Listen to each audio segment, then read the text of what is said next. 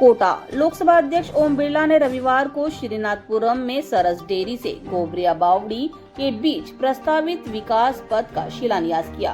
कोटा विकास प्राधिकरण द्वारा 30 करोड़ की लागत से इस विकास कार्य पथ का निर्माण किया जाएगा। इस अवसर पर लोकसभा अध्यक्ष ने कहा कि कोटा शहर के समग्र और संतुलित विकास के लिए जो व्यापक कार्य योजना बनाई गई है वह अब धरातल पर उतर रही है। आने वाले वर्षों में आधुनिक, स्मार्ट और समृद्ध शहर की झलक कोटा में साफ दिखाई देगी। स्पीकर बिरला ने कहा, आम जन के सुझावों के आधार पर हमने विकास की रूपरेखा तैयार की है। चंबल गार्डन जो शहर की पहचान था, इसे देश दुनिया का आकर्षण बनाया जाएगा। वहीं दिव्यांगजनों के लिए देश का तीसरा दिव्यांग पार्क और युवाओं के लिए संविधान पार्क का निर्माण होगा।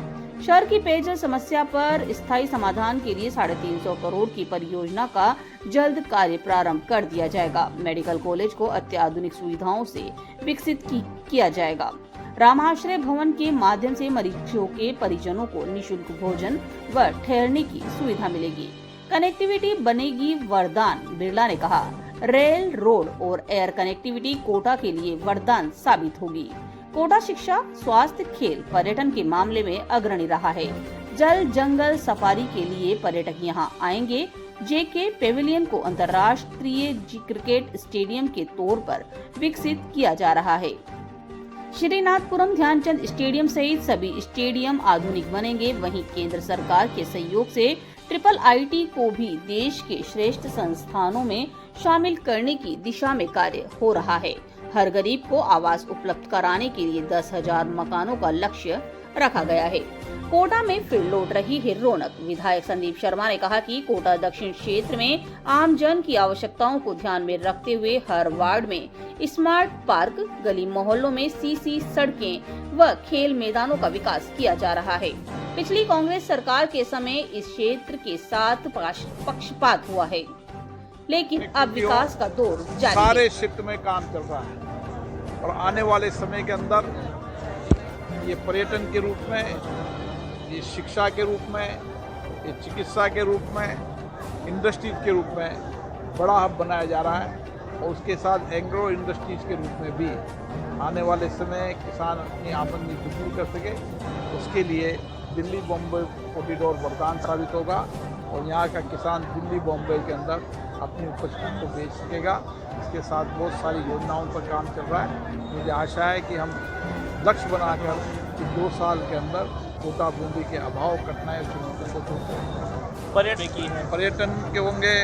और पर्यटन के लिए यहाँ मुकंदरा के अंदर, रामगढ़ के अंदर एयरलिफ्ट करके बाघ लाए जा रहे हैं। 2027 तक हमारी योजना है कि यहाँ पर चीते भी लाए जाएंगे ताकि हम पर्यटन के रूप में कोटा का विकास कर सकें। कोटा शहर के समग्र और सर्वांगीण विकास के लिए हम संकल्पबद्ध है। हर वार्ड स्मार्ट हो, हर पार्क ऑक्सीजन बने, नाली, पटान, सड़क, सभी विषयों पर हम समान रूप से काम कर रहे हैं। कोटा जो अपार संभावनाएं रखता है विकास की, कोटा जो उद्योग के क्षेत्र में अब आगे बढ़ेगा, कोटा पर्यटन के क्षेत्र में आगे बढ़ेगा।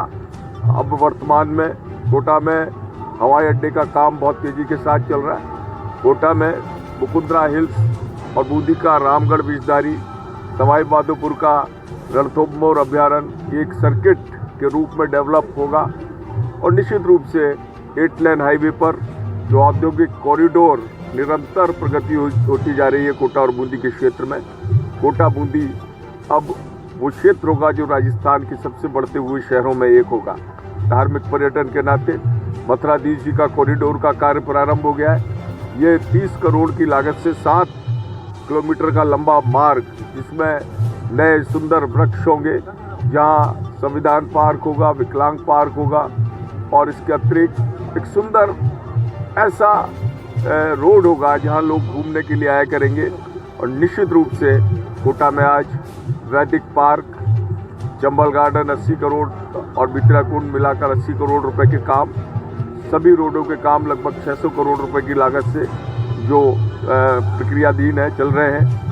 हर पार्क में 80 करोड़ की लागत से हम हर पार्क को अच्छा बना रहे हैं। हमारा प्रयास जनता जनार्दन की प्राथमिक आवश्यकताओं और मूलभूत आवश्यकताओं को जो उनकी प्रथम आवश्यकताएं रहती हैं, जो उनकी जो कहते हैं कि हमारे मोहल्ले ऐसे होने चाहिए, हमारे पार्क ऐसे होने चाहिए, हमारी सड़कें ऐसी होनी चाहिए, इन सब पर हम पूरी तरीके से व्यापक रूप से काम कर रहे हैं।